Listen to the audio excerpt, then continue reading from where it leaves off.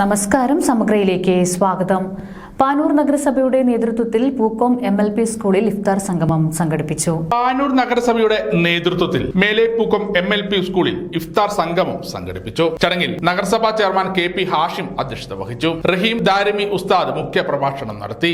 മാനസികമായി വളരെ പ്രയാസപ്പെടുകയും ആശങ്കാജനകമായി നിൽക്കുകയും ചെയ്തിരിക്കുന്ന ഒരു പ്രത്യേക സാഹചര്യമാണ്. എന്ന് പറഞ്ഞാൽ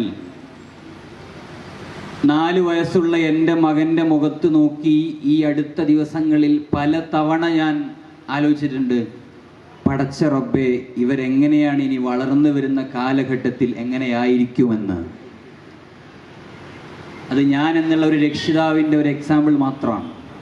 മുൻ നഗരസഭാ ചെയർമാൻ V നാസർ മാസ്റ്റർ, നഗരസഭാ vice chairperson Ruksana Iqbal, V Surendran master, A Pradeepan, K Dineshan, PP Ramachandran, Deep Kumar, MTK Babu, TK Haneefa, MA Rajesh master, Preetha Ashok, NA Kareem തുടങ്ങിയവർ സംസാരിച്ചു. റമദാനിലാണ് ഏറ്റവും കൂടുതൽ സക്കാത്ത് കൊടുക്കേണ്ടത്. ഒരു വിശ്വാസത്തെ സംബന്ധിച്ചിടത്തോളം സക്കാത്ത് കൊടുത്തു വരുന്നത് എന്താണ്? ഈ നോമ്പ് കാലത്താണ്.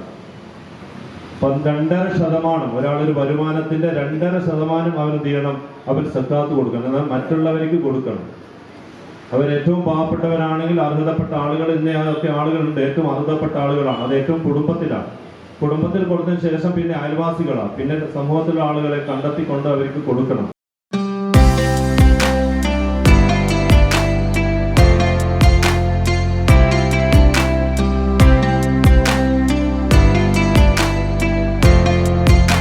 സമഗ്ര ന്യൂസ് പാനൂർ.